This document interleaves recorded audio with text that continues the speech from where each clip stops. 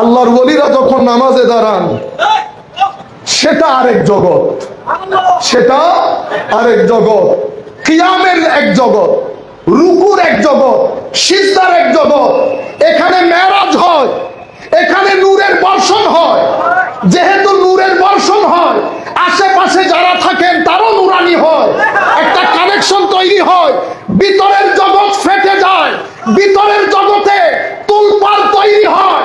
আমার আল্লাহ বলছেন, বান্দা যখন সুম্মা কাসাত কুলুবুকুম ফাহিয়া কাল হিজারাতি আও আশাদ্দু কাসওয়া ওয়া ইন্না মিনাল হিজারাতি লামা ইয়াতাফাজ্জারু মিনহুল আনহার ওয়া ইন্না মিনহা লামা ইয়াশাক্কাকু ফায়াখরুজু মিনহুল মা ওয়া ইন্না মিনহা লামা ইয়াহবিতু মিন খাশিয়াতিল্লাহ। আমার আল্লাহ বলছেন, বান্দা অন্তর যখন কঠিন হয় সেটা পাথরের মতো হয়ে যায়, সেটা পাথরের মতো হয়ে যায়। কিছু পাথর এমন আছে, আমার আল্লাহ বলছেন, এটা ফেটে সেখান থেকে আল্লাহর ভয়ে পাথর ফেটে, পাথর থেকে পানি বের হয়। আল্লাহর দরদির মধ্যে কিছু পাথর এমনও আছে, লামা ইয়াশাক্কাকু ফায়াখরুজু মিনহুল মা, পাথর ফেটে বিদীর্ণ হয়ে গেছে খৌফে ইলাহির সামনে। বাগদাদের জমিনে পাথর ফেটেছে না? সেই পাথরের নাম কি?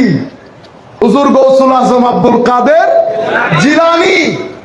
ওয়া ইন্না মিনহা লামা ইয়াশাক্কাকু ফায়াখরুজু মিনহুল মা ওয়া ইন্না মিনহা লামা ইয়াহবিতু মিন খাশিয়াতিল্লাহ। এর আগে বলেছেন তাফজির হয়, সিনা থেকে পানি বের হয়, মাইলকে মাইল, মাইলকে মাইল। সেই পানি মানুষকে, পথহারা মানুষকে আল্লাহ পরিচয় করিয়ে দেয়। বাগদাদের জমিনে সেই সিনা ফেটেছে, বাংলার জমিনে গত 1000 বছর পর্যন্ত লাখো সিনার অন্তরে খৌফে ইলাহি, খাশিয়াতে ইলাহি, তাকওয়া ইলাহি, ইখলাসে ইলাহি, ওয়ারা ইলাহি, মহব্বতে ইলাহি, রাজা ইলাহি চেরাগ জ্বালাচ্ছেন। হুজুর শেখ আব্দুল কাদের জিলানী শুয়ে আছেন কোন জায়গায়? বাগদাদে। বান্দা ইহুদিদের মতো হয়ে যায় না, ওয়ালা তাকুনু কাল্লাযিনা উতুল কিতাব, তাদের মতো হয়ে যায় না। সিনাকে কঠিন করে ফেলিও না, সিনা কঠিন করে ফেলিও না। কেন? কিছু পাথর এমন আছে যারা ভয়ে বিদীর্ণ হয়ে পাথরের সিনা থেকে পর্যন্ত পানি বের হয়। বান্দা এরকম বেহিস হয়ে গেলা, এরকম ভয়হীন হয়ে গেলা। আলাম ইয়ানি লিল্লাযিনা আমানু আন তাখশা কুলুবুহুম লিযিকরিল্লাহি ওয়া মা নাযালা মিনাল হক। হযরতে ফুদাইল ইবনে ইয়াস চুরি ডাকাতি করতেন, বিভিন্ন বর্ণনা আছে, আমি শুধু একটা বর্ণনা আপনাদেরকে বলছি। আমার আল্লাহ যখন কাউকে টেনে তুলতে চান, ফুদাইল ইবনে ইয়াস বুমের মধ্যে একটা আয়াত শুনলেন, আলাম ইয়ানি লিল্লাযিনা আমানু আন তাখশা কুলুবুহুম লিযিকরিল্লাহি ওয়া মা নাযালা মিনাল হক। ফুদাইল, তোমার সিনা আমি আল্লাহর ভয়ে প্রকম্পিত কখন হবে? এই কথা শোনার পরে ফুদাইল ইবনে ইয়াস পাগলের মতো করে ঘুম থেকে উঠেছে। ফুদাইল যেখানে যায় কানের ভিতরে ওই আয়াত বাজে, আলাম ইয়ানি লিল্লাযিনা আমানু আন তাখশা কুলুবুহুম লিযিকরিল্লাহ। আমার ভাইরা, আল্লাহর ওলিরা এই মাকাম ও মারতাবার মধ্যে যখন পৌঁছে নামাজের মধ্যে দাঁড়ায়, আল্লাহু আকবার, চুপচাপ নীরবতা, আশেক আর মাসুক, মাহবুবে ইলাহির সাথে, মাহবুবে হাকিকির সাথে বান্দার দিদার হচ্ছে। আশপাশ থেকে নন মুসলিম দেখছে, ভিতরে পাথর সমশক্ত পাথর বিগলিত হয়েছে, কান্না করা শুরু করেছে, কানেক্টেড হয়ে গেছে। নামাজ পড়া শেষ হওয়ার পরে বলেন, হুজুর কি এমন কাজ করলেন, কি এমন কাজ করলেন হুজুর? কাশ যদি আমাদেরকে একটু শিখিয়ে দিতেন। হায় হায়, বেটা এটা করতে হলে তো একটা শব্দ পড়া লাগে, একটা বাক্য পড়া লাগে, সেটা কি? লা ইলাহা ইল্লাল্লাহ মুহাম্মাদুর রাসূলুল্লাহ। হাজারে হাজারে আমেরিকান কখন মুসলমান হয়ে গেছে বুঝতেও পারে নাই তারা। এভাবে আল্লাহর ওলিরা মানুষের সিনার ভিতরে আগুন জ্বালিয়েছে। কারণ আমাদের সিনাকে কিছু জিনিস থেকে খালি করতে হয়, কিছু জিনিস ঢুকানোর জন্য। এটার উপরে আপনার ব্যক্তিত্ব তৈরি হয়। যদি সিনাকে ওই বিষয় থেকে খালি না করেন, তাহলে আপনি সত্যের সন্ধান কখনো পাবেন না। সেই জন্য আপনার জিন্দেগির মধ্যে একটা রেভলিউশনারি তওবা লাগে, ডিপারচার লাগে। আমরা ডিপার্ট করি না এয়ারপোর্টে, একটা ডিপারচার গেট, একটা অ্যারাইভাল গেট, ঠিক না? ওই ডিপারচার গেট থেকে অ্যারাইভাল গেট পর্যন্ত এই যে লম্বা সফর, এটাকে তাওবার সফর বলে। কিসের সফর? তাওবা।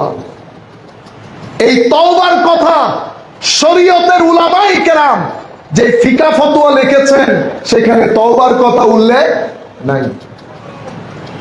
তাওবা কোত্থেকে কোথায় করবেন? নফসের জমিন থেকে রুহের জমিনে যাওয়া, এটা তওবা। ফেরত আসা, অমঙ্গলের জমিন থেকে মঙ্গলের জমিনে, অশ্লীলতার জমিন থেকে শ্লীলতার জমিনে, অভদ্রতার জমিন থেকে ভদ্রতার জমিনে। এই যে আপনি ফেরত আসছেন, কেউ কাদেরিয়া তরিকা নিয়ে ফেরত আসে, কাদেরি স্কুল। কেউ নকশবন্দিয়া তরিকা নিয়ে ফেরত আসে, নকশবন্দি স্কুল। এক একজন এক এক শিক্ষকের সোহবতে থেকে, মনিটরিং এ থেকে এককভাবে ফেরত আসে। যেই শিক্ষকের সোহবতে বসে ফেরত আসে, সেই শিক্ষকের নাম দিয়ে আমরা বলি তরিকা। আসলে হচ্ছে বিদ্যালয়। আসলে কি? বিদ্যালয়। বিদ্যালয় দুই প্রকার। কয় প্রকার? একটা হচ্ছে হিসি, পারসেপটিভ, দেখা যায়। এই যে আপনাদের এখানে মাদ্রাসা আছে, হেফজখানা আছে, বিদ্যালয় আছে, আমরা যাই, বইয়ে পড়ি, শিক্ষকরা পড়ান। এটার স্থান কোথায়? ব্রেইনে। কি দিয়ে করি? চোখ, কান, নাক, মুখ দিয়ে করি। এই বিদ্যালয় জাহেরি বিদ্যালয়। আরেকটা আছে বাতেনি বিদ্যালয়। এই বিদ্যালয়ে উস্তাদ আছে, কিতাবাদি নাই। এই বিদ্যালয়ে উস্তাদ আছে, কিতাবাদি নাই। এই বিদ্যালয়ের স্টেশন ব্রেইন না, এই বিদ্যালয়ের স্টেশন কলব বাতেন। কি বাতেন? কলব বাতেন। এই বিদ্যালয়ে আপনার ভিতরের জগৎকে পরিষ্কার করার পর জ্ঞান এখানেও আসে, এখানেও আসে। এখানকার জ্ঞানটা শুরু হয় কাশ দিয়ে, অতঃপর এলহাম, অতঃপর ইলমে লদুন্নি। তাইলে আগে কাশ। কাশ মানে কি রকম জানেন? এটা যখন পরিষ্কার হওয়া শুরু করে, বেড়ার ঘর আছে না, বেড়ার ঘর, বেড়ার ঘরে সূর্য যখন উদিত হয়, একটু একটু করে আলো ঢুকে না? হ্যাঁ, পরিপূর্ণ ঢুকে না, একটু একটু করে ঢুকে। হ্যাঁ, যখন আফমান শারাহাল্লাহুর নূর কলব বাতিনের বিভিন্ন ছিদ্র দিয়ে ঢুকা শুরু করে, তো কশফের জমিন উর্বর হয়ে ওঠে। লামু আন্নাল্লাহা ইউহিল আরদা বাদা মাউতিহা কদ বায়্যানা লাকুমুল আয়াতি লাআল্লাকুম তাকিলুন।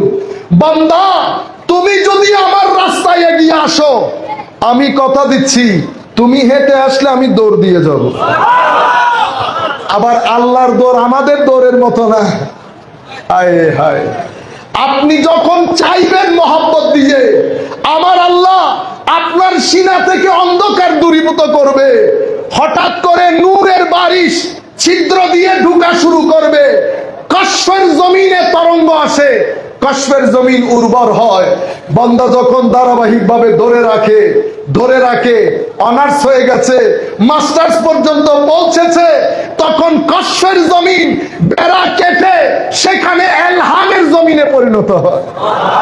হায় হায়, এক পর্যায়ে কাশফ সরে যায়, এলহামও সরে যায়। আমার আল্লাহ ফেরেশতাও সরিয়ে দেন। আমার আল্লাহ নিজে এসে কিছু ইলম বান্দার সিনার ভিতরে ঢুকিয়ে দেন। সেই ইলমকে আমরা ইলমে লদুন্নি বলি। বুঝতে পেরেছেন তো?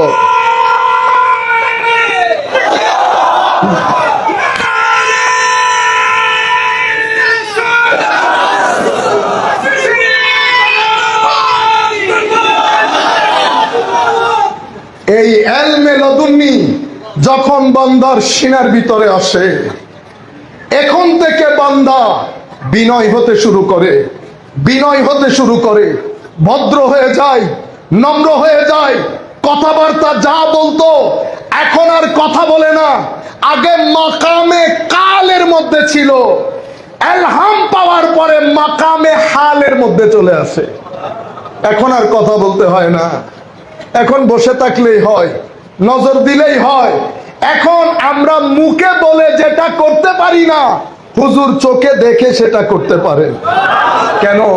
কারণ সিনার জমিন যখন উর্বর হয়, সিনার জমিনের মধ্যে যখন নূর আসে, হায় হায়, আমাদের থেকে ওই রাস্তাটা আমরা বন্ধ করে ফেলেছি। এই নূর নিসবত লাগে, পাঞ্জেগানা নামাজ লাগে, নফল ইবাদত লাগে, রাত্রি জাগরণ লাগে, আল্লাহর সৃষ্টির খেদমত লাগে, একজন ওলিয়ে কামেলের সুবত লাগে। যখন সব কিছু একসাথে হয় তখন বান্দার সিনার ভিতরে একটা জিন্দেগি আসে, বান্দার সিনার ভিতরে একটা জিন্দেগি আসে।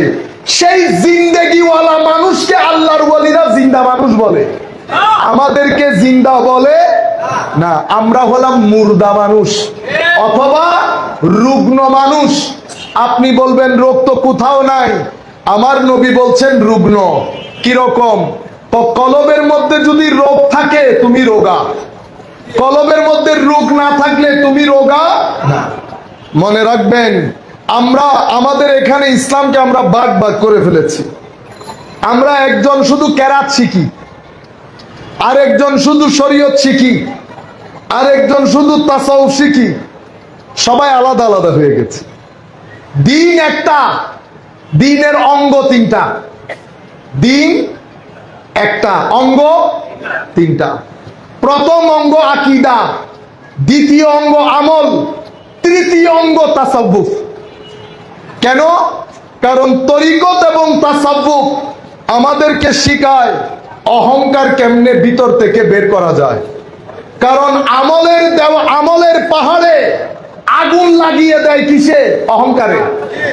আমার নবী হাদিসে পাকে, আল্লাহ কোরআনে পাকে বলেছেন, যার ভিতরে অহংকার আছে সে বেহেশতে যাবে না।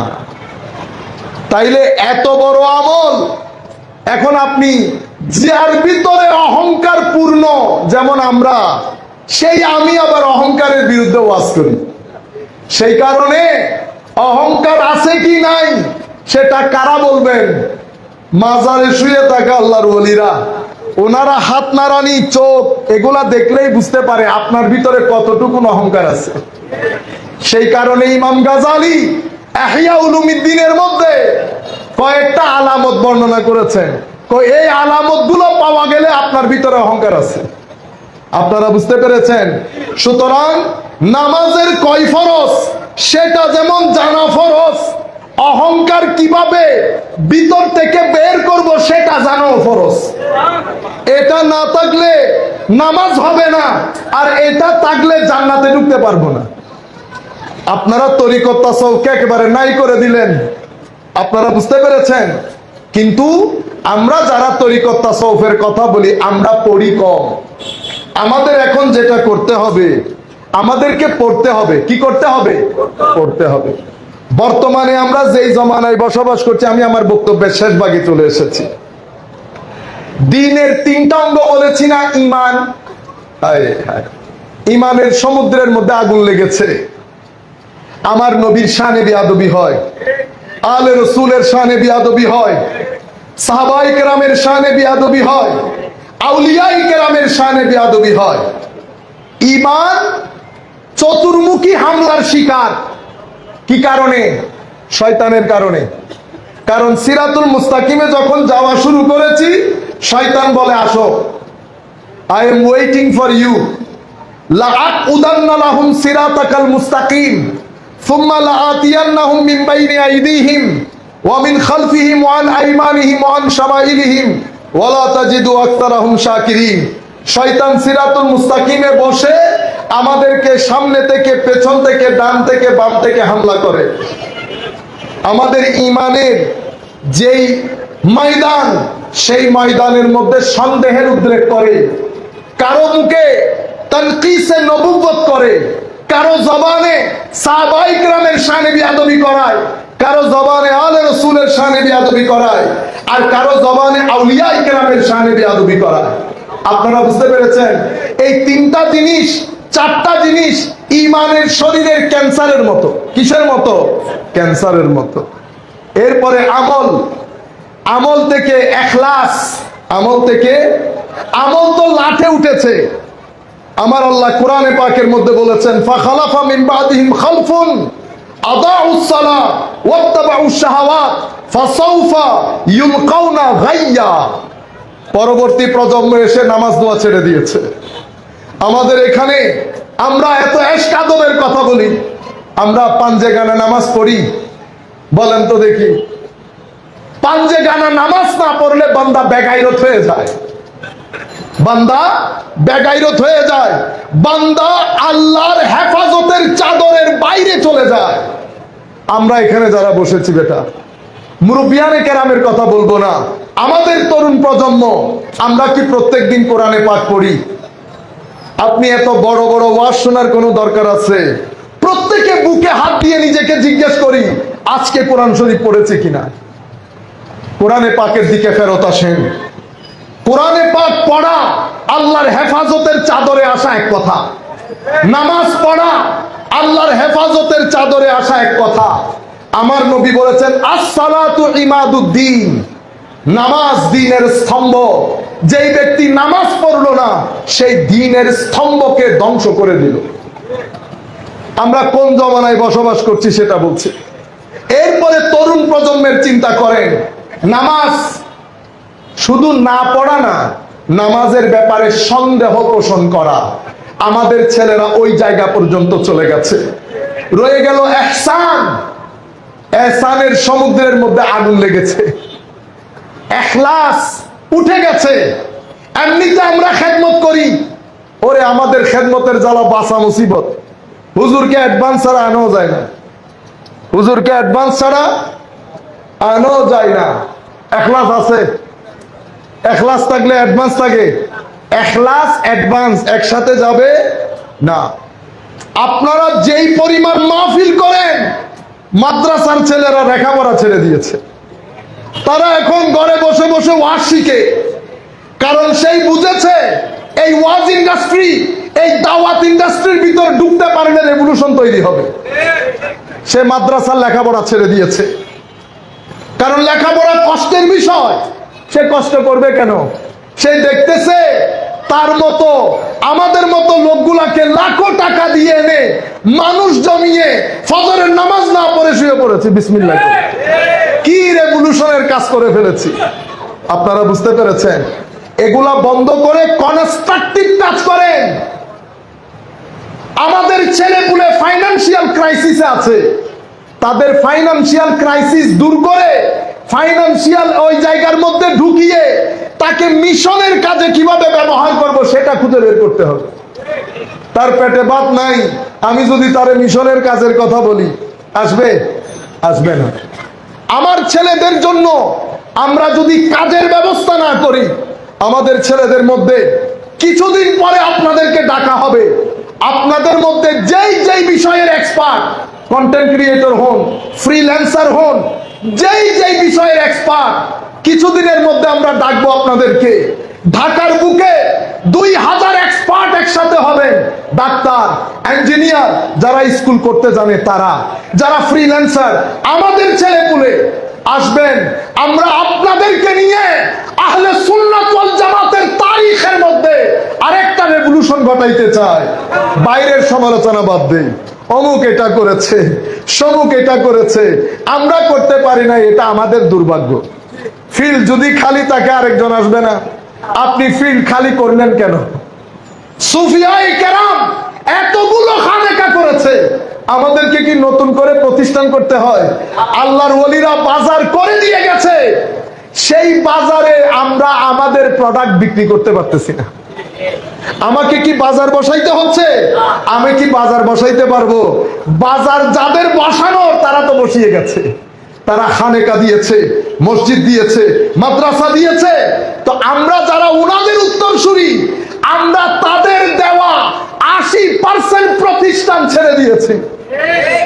ঘরে ঘরে শুধু সমালোচনা করি না, আমরা নতুন সূর্য উঠাবো ইনশাআল্লাহ। সাথে যদি আউলিয়ায়ে কেরামের নিসবতের ফুয়ুজ ও বারাকাত থাকে, যেই কাজ আরেকজনে 100 বছরে করেছে সেই কাজ আমরা 10 বছরে করতে পারবো। তরুণ প্রজন্মের ছেলেদেরকে বলছি, আমরা আহলে সুন্নাত ওয়াল জামাতের এই মিশনকে মিশন হিসেবে গ্রহণ করব। আমরা প্রত্যেক দিন রাতে 1 ঘন্টা রাসূলের পাকের উপর দরুদ পড়ে পড়ে আল্লাহর দরবারে সাহায্য কামনা করব। আল্লাহ রাস্তা দেখান, আল্লাহ রাস্তা দেখান। কোন রাস্তায় হাঁটলে তরুণ প্রজন্মের কাছে সুফিয়ায়ে কেরামের রেখে যাওয়া এই বাগানের পরিচয় তুলে ধরতে পারবো, সেই রাস্তায় আমাদেরকে হাঁটতে হবে। আপনারা ফ্রাস্ট্রেটেড হতে হবে না, আপনারা ডিপ্রেসড হতে হবে না। নামাজি হন, রাতে সপ্তাহে 1 বার হলেও তাহাজ্জুদে উঠে আল্লাহর দরবারে সিজদা দেন। বৃহস্পতিবারে দরুদের মাহফিল সাজান, সোমবারে জিকিরের মাহফিল সাজান, কোরআনের তিলাওয়াত করেন, আউলিয়ায়ে কেরামের দরবারে এসে তাদের উসিলায় আল্লাহর দরবারে রাস্তা চান। যদি এভাবে আমরা একসাথে এগোই, ইনশাআল্লাহ সূর্য উদিত হতে সময় লাগবে না, মেঘ থাকবে। মনে রাখবেন, ইন্না মাআল উসরে ইউসরা, ফাইন্না মাআল উসরে ইউসরা। রাত যতই গভীর হোক না কেন, সকালের আলো প্রস্ফুটিত হবে। মনে রাখবেন, আমরা যদি ইস্তেকামতের সাথে এই রাস্তায় টিকে থাকি, আমার আল্লাহর ওয়াদা হচ্ছে, যারা চেষ্টা করবে, যারা তাদেরকে লানাহদিয়ান্নাহুম সুবুলানা। আপনি যখন আল্লাহর রাস্তায় চেষ্টা করবেন, আমার আল্লাহ 1 দরজা উন্মোচন করবে না, 100 দরজা আপনার জন্য খুলে দেবেন। এটা আমার আল্লাহর ওয়াদা, এটা আমার আল্লাহর ওয়াদা। আল্লাহ পাকের মেহেরবানি, অতি স্বল্প সময়ে ঢাকা কেন্দ্রিক আমরা মাদানী মেডিকেল কলেজ, মাদানী হাসপাতাল হয়েছে না? আপনারা বলছেন নাই নাই, নাইয়ের মধ্যে হয়েছে। তো ঢাকা কেন্দ্রিক 3টা স্কুল চলতেছে। আল্লাহ যদি তৌফিক দেন, আপনারা যদি সাথে থাকেন, পুরা বাংলাদেশে ছড়িয়ে পড়তে শুধু সময়ের ব্যাপার। আপনারা বুঝতে পেরেছেন? কিন্তু কনস্ট্রাকটিভ কাজ করবেন, কনস্ট্রাকটিভ কাজ করবেন। 1টা টাকা সুন্নিয়তের ময়দানে খরচ করলে লাভ ক্ষতি দেখবেন। এই 1 টাকা আমার 10 টাকায় যদি লাভ না দেয়, এই 1 টাকা আমি খরচ করব না। প্রত্যেকে আপন আপন জায়গায় একটা হেফজখানা হইলেও দেন, স্কুল করেন, এবং আধুনিক ভাষায় তরুণ প্রজন্মের কাছে দিন কিভাবে পৌঁছাবেন সেটা যদি শিখতে না পারেন, কেউ আপনাকে চেয়ারে বসতে ডাকবে না। আপনি আপনার যোগ্যতায় সামনে আসতে হবে।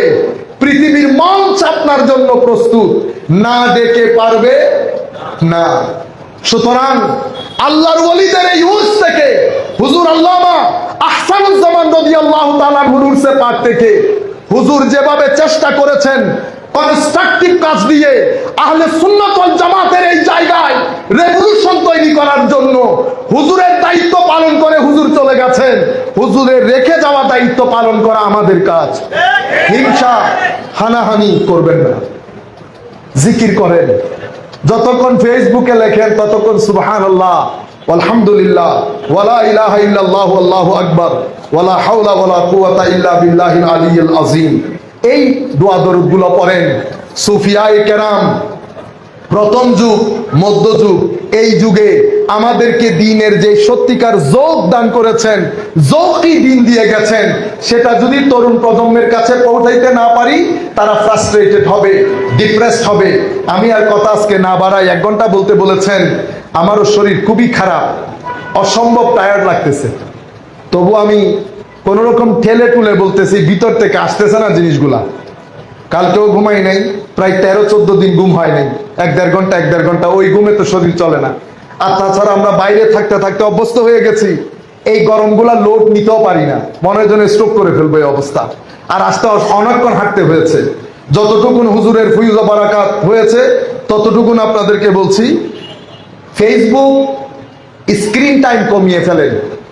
আজকের পর থেকে আপনারা যে কোনো একটা বই চয়েস করেন, এই বই পড়েন, বইয়ের মধ্যে কোন কোন জায়গায় প্রশ্ন আছে সেটা লিখে রাখেন, সেটার উপরে গবেষণা করেন। আল্লাহ পাকের মেহেরবানিতে আমেরিকা ইংল্যান্ডে রিসেন্টলি আমাদের 2টা বই পাবলিশ হয়েছে। আমি আপনাদেরকে বলছি, কনস্ট্রাকটিভ কাজ করলে অনেক কাজ করতে পারবেন।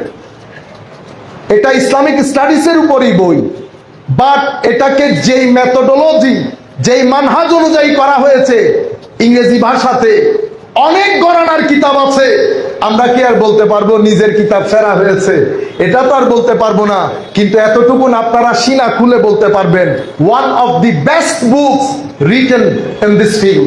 এই ফিল্ডে লেখা কয়েকটা ঐতিহাসিক কিতাবের মধ্যে অন্যতম।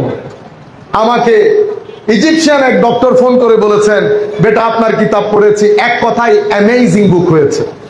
তাইলে আমি আপনাদেরকে বলছি, কনস্ট্রাকটিভ কাজ। আমি যদি মাহফিল করতে থাকতাম এই কাজ শেষ করতে পারতাম না।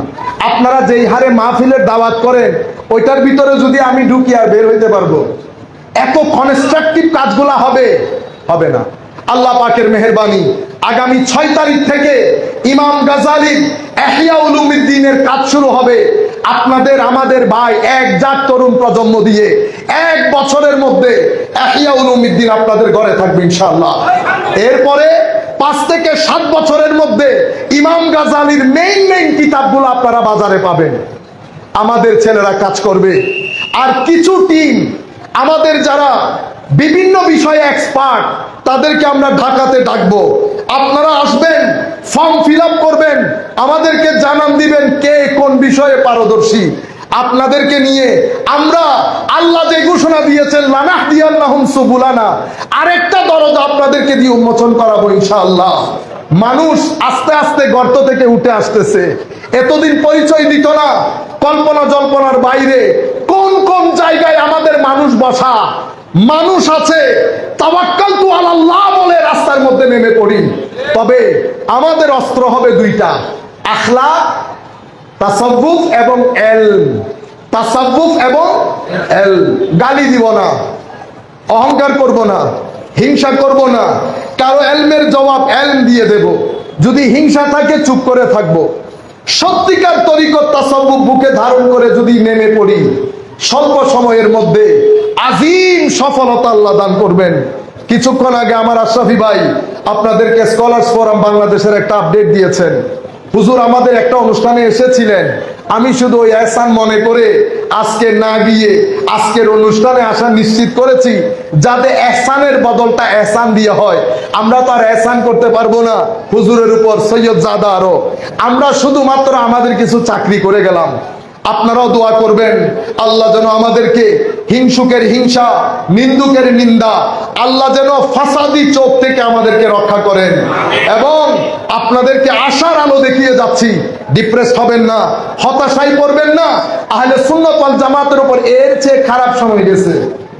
আহমদ ইবনে হাম্বলকে মারা হয়েছে, গৃহবন্দী করা হয়েছে। আপনারা কেউ মার খেয়েছেন, গৃহবন্দী হয়েছেন, তাইলে আপনারা বলতেছেন খারাপ অবস্থা। ওই খারাপ অবস্থা এখনো আহলে সুন্নাত ওয়াল জামাতের উপর আসে নাই। আপনারা যদি মনে করেন ওইটা আসুক, তাইলে তো আসবে কর্মকাণ্ডের কারণে। ভয় পাওয়ার কোনো কারণ নাই, ডিপ্রেস হওয়ার কোনো কারণ নাই। ওয়া আলাল্লাহি ফালিয়াতাওয়াক্কালিল মুমিনুন ওয়া মান ইয়াতাওয়াক্কাল আলাল্লাহ ফাহুয়া হাসবুহ। যেই ব্যক্তি আল্লাহর উপর তাওয়াক্কুল করে, আল্লাহই তার জন্য যথেষ্ট। ওয়া মান ইয়াত্তাকিল্লাহ ইয়াজআল লাহু মাখরাজা। যেই ব্যক্তির সিনার ভিতরে তাকওয়ার নূর আসে, আমার আল্লাহ তার জন্য ফ্রি এক্সিট দিয়ে দেন, ফ্রি এক্সিট দিয়ে দেন। আমি আর কথা না বাড়াই, সকলের প্রতি শ্রদ্ধা জানিয়ে আমরা আমাদের আলোচনা এখানে শেষ করছি। আর বড় বিষয় এখন আমাদের এই পুরা এম্পায়ারটা চলে আমাদের উলামায়ে কেরাম দিয়ে। এখন উলামায়ে কেরাম, আপনারা যদি আপনাদের সন্তান দিয়ে মাদ্রাসায় এগিয়ে না আসেন, তো আমার নবীর দ্বীনের এই বাগানের খেদমত করবে কে? আমি চাইবো আপনাদের মধ্যে পয়সাওয়ালা, টাকা পয়সা আছে এমন 20 জন ব্যক্তি আপনারা আপনাদের একটা ভালো ছেলেকে মাদ্রাসায় দেবেন বলে নিয়ত করেন। আমার মা বাবাও নিয়ত করেছিলেন, মানে ওই আমি কোন রকম খাইতে পারতেছি না ওই কারণে নিয়ত করেন নাই। আল্লাহ পাকের মেহেরবানি আমরা মোটামুটি খাতে পিতে গারানেছে। আমার বাবা ইনকাম ট্যাক্সের এক্সট্রা অ্যাসিস্ট্যান্ট কমিশনার, ওই হিসাবে খাতে পিতে গারানে মায়ের নিয়ত ছিল।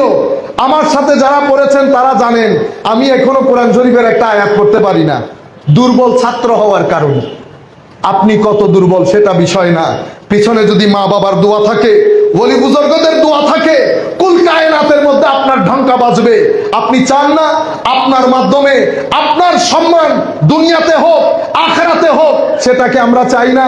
যদি চেয়ে থাকেন আমার নবীকে হাজের নাজের জেনে সবুজ গম্বুজ অন্তরে ধারণ করে বাসায় গিয়ে, অথবা এই মুহূর্তে আপনি নিয়ত করেন আপনার এক সন্তানকে আমার নবীর দ্বীনের এই বাগানের খেদমতের জন্য, এই জিহাদের জন্য আপনি উৎসর্গ করবেন, নিয়ত করে ফেলেন। গরিবের ছেলে আসে, তারাও আসবে, কিন্তু পয়সাওয়ালার ছেলে আমাদের বেশি দরকার এখন, না হলে সত্য কথা বলতে পারবে। আমাদেরকে যেখানে নিয়ে যাচ্ছেন আমাদের ভিতরে ভয় হচ্ছে না, না ট্রাম্পকে ভয় লাগতেছে না মোদিকে ভয় লাগতেছে। চোখের উপর চোখ রেখে কথা বলতে এই ব্যানে আজি দুই ভাবে আসে, একটা পরিবার থেকে আসে আর একটা সুফিয়ায়ে কেরামের দরবার থেকে আসে। আল্লাহর ওলির নজর যেই ব্যক্তির উপরে পড়ে সেই ব্যক্তিকে প্রথম যেই নিয়ামত আল্লাহ দান করেন সেই নিয়ামতকে বলে বেনিয়াজির নিয়ামত। সবাইকে তাদের সামনে গরিব লাগে, সবাইকে তাদের সামনে গরিব লাগে। অনেক বড় পয়সাওয়ালার কাছে গিয়েছি, কি বলেছি জানেন? ভাই আপনার কাছে এসেছি, আপনি বড় মানুষ ওই কারণে না, I have nothing to do with this who you are, I have nothing to do with this। আমি আপনার কাছে এসেছি একটা দরবারের সাথে আপনার নিসবত আছে, সেই নিসবতের কারণে। বুঝতে পেরেছেন? আমাদের সুফিয়ায়ে কেরাম শিখিয়েছেন, বেটা কোন বড় লোকের কাছে যাবি না, কোন বড় লোকের কাছে যদি যেতে হয় তো তার কাছ থেকে হাদিয়া গ্রহণ করবি না। এটা গ্রহণ করলে আমার নবীর হুরমতে দ্বীন বুলন্ডিত হয়, আমার নবীর দ্বীনের হুরমত বুলন্ডিত হয়। 20 জন আপনারা আমাদের হুজুরের মুরিদিন, মুতাল্লিকিন, মুতাআসসিকিন, মুতামাসসিকিন, মুহিব্বিন যারা আছেন তাদের প্রতি বিনয়ের সাথে অনুরোধ করব, আমাদের চলতি পথে কিছু শক্তিশালী সেনা দরকার, যাদের পারিবারিক ঐতিহ্য থাকবে, টাকা পয়সা থাকবে, টাকার জন্য দিন বিক্রি করে দিবে না, টাকার চিন্তায়। কারণ এটা আমি দোষের কথা বলছি না, আপনারা আবার মাইন্ড করবেন না। যখন পেটে খিদা থাকে, সে যদি সারাদিন খিদা নিবারণ করতে অতিবাহিত করে ফেলে, দিনের খেদমত করতে পারবে না। আপনি যখন ছেলেকে দিবেন তখন ছেলের ভবিষ্যতের জন্য আলাদা এক অংশ তাকে দিয়ে যাবেন, যেন ভবিষ্যতের জন্য তার কোনো চিন্তা করতে না হয়।